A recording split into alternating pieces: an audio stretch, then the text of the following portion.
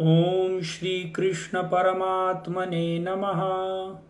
अथ द्वितीयोऽध्यायः सांख्ययोगः। संजय उवाच तं तथा कृपयाविष्टम् अश्रुपूर्णाकुलेक्षणं विषीदन्तमिदं वाक्यम् उवाच मधुसूदनः।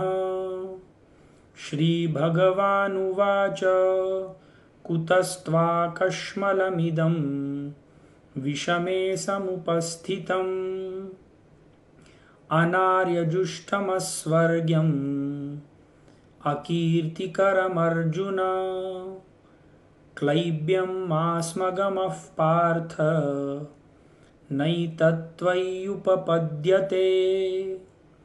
क्षुद्रं हृदयदौर्बल्यं त्यक्त्वोत्तिष्ठ परन्तप। अर्जुन उवाच कथं भीष्ममहं सङ्ख्ये द्रोणं च मधुसूदन इषुभिः प्रतियोत्स्यामि पूजार्हावरिसूदन। गुरून् हत्वा हि महानुभावान् श्रेयो भोक्तुं भैक्षमपीह लोके। हत्वार्थकामास्तु गुरूनिहैव भुञ्जीय भोगान् रुधिरप्रदिग्धान्। न चैतद्विद्मः कतरन्नो गरीयो यद्वा जयेम यदि वा नो जयेयुः। यानेव हत्वा न जिजीविषाम तेव स्थिता प्रमुखे धार्तराष्ट्राः। कार्पण्यदोषोपहतः स्वभावः पृच्छामि त्वां धर्मसम्मूढचेताः। यच्छ्रेयस्यात् निश्चितं ब्रूहि तन्मे शिष्यस्तेऽहं शाधि मां त्वां प्रपन्नम्। न हि प्रपश्यामि ममापनुद्यात् यच्छोगमुच्छोक्षणमिन्द्रियाणाम्। अवाप्य भूमावसपत्नमृद्धं राज्यं सुराणाम् अपि चाधिपत्यम्। सञ्जय उवाच एवमुक्त्वा ऋषिकेशं गुडाकेशः परन्तपः न योत्स्य इति गोविन्दम् उक्त्वा तूष्णीं बभूवः। तमुवाच ऋषिकेशः प्रहसन्निव भारत सेनयोरुभयोर्मध्ये विषीदन्तम् इदं वचः। श्रीभगवानुवाच अशोच्यानन्वशोचस्त्वं प्रज्ञावादांश भाषसे। गतासूनगतासूंश्च नानुशोचन्ति पंडिताः। न त्वेवाहं जातु नासं न त्वं नेमे जनाधिपाः। न चैव न भविष्यामः सर्वे वयमतः परम्। देहिनोऽस्मिन् यथा देहे कौमारं यौवनं जरा तथा देहान्तरः प्राप्तिः धीरस्तत्र न मुह्यति। मात्रा स्पर्शास्तु कौन्तेय शीतोष्णसुखदुःखदाः आगमापायिनो नित्याः तांस्तितिक्षस्व भारत। यं हि न व्यथयन्त्येते पुरुषं पुरुषर्षभ समदुःखसुखं धीरं सोमृतत्वाय कल्पते। नासतो विद्यते भावो नाभावो विद्यते सतः। उभयोरपि दृष्टोऽन्यत् त्वनयोस्तत्त्वदर्शिभिः अविनाशी तु तद्विद्धि येन सर्वमिदं ततम्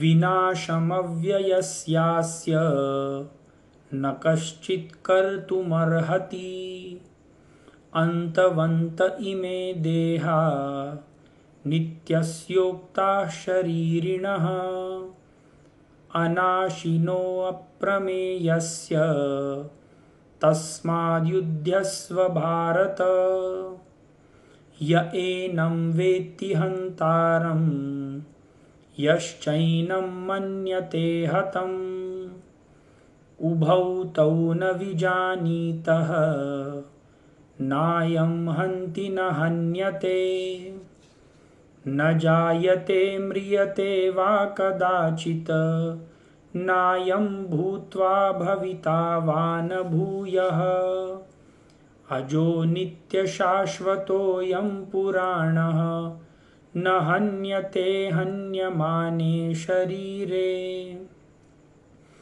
वेदाविनाशिनं नित्यं य एनम् अजमव्ययम् कथं स पुरुषः पार्थ कं घातयति हन्तिकम् वासांसि जीर्णानि यथा विहाय नवानि गृह्णाति नरोपराणि तथा शरीराणि विहाय जीर्णानि अन्यानि संयाति नवानि देहि नैनं छिन्दन्ति शस्त्राणि नैनं दहति पावकः न चैनं क्लेदयन्त्यापः न शोषयति मारुतः अच्छेद्योऽयमदाह्योऽयम् अक्लेद्यो शोष्य एव च नित्यः सर्वगतस्थाणुः अचलोऽयं सनातनः अव्यक्तोऽयमचिन्त्योऽयम् अविकार्योऽयमुच्यते तस्मादेवं विदित्वैनं नानुशोचितुमर्हसि अथ चैनं नित्यजातं नित्यं वा मन्यसे मृतं तथापि त्वं महाबाहो नैनं शोचितुमर्हसि जातस्य हि ध्रुवो मृत्युः ध्रुवं जन्म मृतस्य च तस्मादपरिहार्येऽर्थे न त्वं शोचितुमर्हसि अव्यक्तादीनि भूतानि व्यक्तमध्यानि भारत अव्यक्तनिधनान्येव तत्र का परिवेदना आश्चर्यवत् पश्यति कश्चिदेन आश्चर्यवत् वदति तथैव चान्यः आश्चर्यवच्चैनमन्यः शृणोति श्रुत्वाप्येनं वेद न चैव कश्चित् देहि नित्यमवध्योऽयं देहे सर्वस्य भारत तस्मात् सर्वाणि भूतानि न त्वं शोचितुमर्हसि स्वधर्ममपि चावेक्ष्य न विकम्पितुमर्हसि धर्माधियुद्धात् श्रेयोऽन्यत् क्षत्रियस्य न विद्यते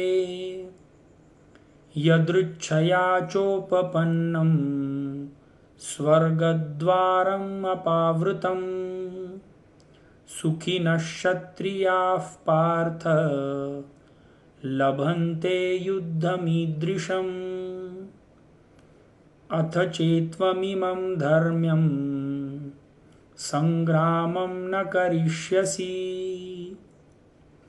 ततः स्वधर्मं कीर्तिं च हित्वा पापमवाप्स्यसि। अकीर्तिं चापि भूतानि कथयिष्यन्ति ते व्ययाम्। सम्भावितस्य चाकीर्तिं मरणादतिरिच्यते। भयात् रणादुपरतं मन्स्यन्ते त्वां महारथाः। येषां च त्वं बहुमतः भूत्वा यास्यसि लाघवम्। अवाच्यवादांश बहून् वदिष्यन्ति तवाहिताः। निन्दन्तस्तव सामर्थ्यं ततो दुःखतरं नु किम्। हतो वा प्राप्स्यसि स्वर्गं जित्वा वा भोक्ष्यसे महीम्। तस्मादुत्तिष्ठ कौन्तेय युद्धाय कृतनिश्चयः। सुखदुःखे समे कृत्वा लाभालाभौ जयाजयौ। ततो युद्धाय युज्यस्व नैवं पापमवाप्स्यसि। एषा ते विहिता सांख्ये बुद्धिर्योगे त्विमां शृणु। बुद्ध्या युक्तो यया पार्थ कर्मबन्धं प्रहास्यसि।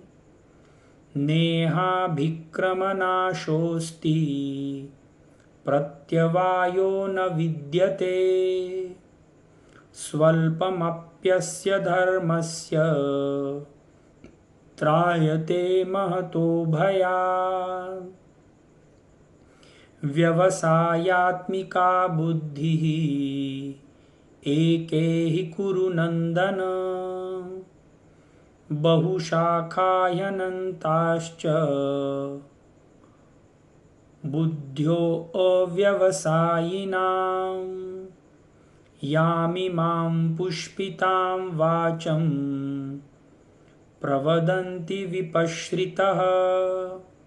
वेदवादरताः पार्थ नान्यदस्तीति वादिनः। कामात्मानस्वर्गपराः जन्मकर्म फलप्रदां क्रियाविशेषबहुलां भोगैश्वर्यगतिं प्रति। भोगैश्वर्यप्रसक्तानां तया पृहतचेतसां। व्यवसायात्मिका बुद्धिः समाधौ न विधीयते। त्रैगुण्यविषया वेदा निस्त्रैगुण्यो भवार्जुन। निर्द्वन्द्वो नित्यसत्त्वस्थः निर्योगक्षेम आत्मवान्। यावान् अर्थ उदपाने सर्वतः सम्प्लुतोदके। तावान् सर्वेषु वेदेषु ब्राह्मणस्य विजानतः। कर्मण्येवाधिकारस्ते मा फलेषु कदाचन। मा कर्मफलहेतुर्भूः मा ते सङ्गोऽस्त्वकर्मणि। योगस्थः कुरु कर्माणि सङ्गं त्यक्त्वा धनञ्जय। सिद्ध्यसिद्ध्योः समो भूत्वा समत्वं योग उच्यते। दूरेण ह्यवरं कर्म बुद्धियोगात् धनञ्जय। बुद्धौ शरणमन्विच्छ कृपणाः फलहेतवः। बुद्धियुक्तो जहातीह उभे सुकृतदुष्कृते। तस्माद् योगाय युज्यस्व योगः कर्मसु कौशलम्। कर्मजं बुद्धियुक्ता हि फलं त्यक्त्वा मनीषिणः।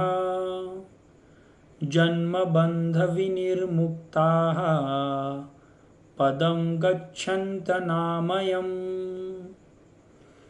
यदा ते मोहकलिलं बुद्धिर्व्यतितरिष्यति तदा गन्तासि निर्वेदं श्रोतव्यस्य श्रुतस्य च।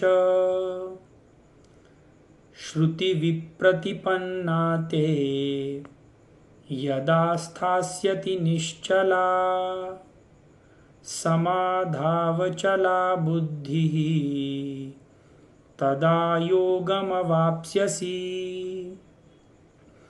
अर्जुन उवाच स्थितप्रज्ञस्य का भाषा समाधिस्थस्य केशव।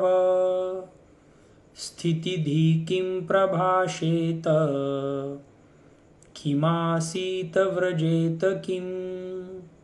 श्रीभगवानुवाच प्रजहाति यदा कामान् सर्वान् पार्थमनोगतान्। आत्मन्येवात्मना तुष्टः स्थितप्रज्ञस्य दोच्यते। दुःखेष्वनुद्विग्नः सुखेषु विगतस्पृहः। वीतरागभयक्रोधः स्थितिधीर्मुनिरुच्यते। यः सर्वत्रानभिस्नेहः तत्तत्प्राप्य शुभाशुभम्। नाभिनन्दन्ति न द्वेष्टि तस्य प्रज्ञा प्रतिष्ठिता। यदा संहरते चायं कूर्मोऽङ्गानीव सर्वशः। इन्द्रियाणीन्द्रियार्थेभ्यः तस्य प्रज्ञा प्रतिष्ठिता। विषया विनिवर्तन्ते निराहारस्य देहिनः। रसवर्जं रसोऽप्यस्य परं दृष्ट्वा निवर्तते। यततो ह्यापि कौन्तेय पुरुषस्य विपाश्रितः। इन्द्रियाणि प्रमाथीनि हरन्ति प्रसभं मनः। तानि सर्वाणि संयम्य युक्त आसीत मत्परः। वशे हि यस्येन्द्रियाणि तस्य प्रज्ञा प्रतिष्ठिता। ध्यायतो विषयान् पुंसः सङ्गस्तेषुपजायते। सङ्गात् सञ्जायते कामः कामात् क्रोधोऽभिजायते। क्रोधात् भवति सम्मोहः सम्मोहात् स्मृतिविभ्रमः। स्मृतिभ्रंशात् बुद्धिनाशः बुद्धिनाशात् प्रणश्यति। रागद्वेषविमुक्तैस्तु विषयानिन्द्रियैश्चरन्। आत्मवश्यैर्विधैर्यात्मा प्रसादम् अधिगच्छति। प्रसादे सर्वदुःखानां हानिरस्योपजायते। प्रसन्नचेतसो यासु बुद्धिः पर्यवतिष्ठते। नास्ति बुद्धिरयुक्तस्य न चायुक्तस्य भावना न च भावयतः शान्तिः अशान्तस्य कुतः सुखम्। इन्द्रियाणां हि चरतां यन्मनोनुविधीयते तदस्य हरति प्रज्ञां वायुर्नावम् इवाम्भसि। तस्मादस्य महाबाहो निगृहीतानि सर्वशः इन्द्रियाणीन्द्रियार्थेभ्यः तस्य प्रज्ञा प्रतिष्ठिता। या निशा सर्वभूतानां तस्यां जागर्ति संयमी। यस्यां जागृति भूतानि सा निशा पश्यतो मुनेः। आपूर्यमाणामचलप्रतिष्ठं समुद्रमापः प्रविशन्ति यद्वत् तद्वत् कामाय प्रविशन्ति सर्वे स शान्तिमाप्नोति न कामकामी। विहाय कामान् यः सर्वान् पुमाश्चरति निःस्पृहः निर्ममो निरहङ्कारः स शान्तिम् अधिगच्छति। एषा ब्राह्मी स्थितिः पार्थ नैनां प्राप्य विमुह्यति। स्थित्वा स्यामन्तकालेऽपि ब्रह्मनिर्वाणमृच्छति।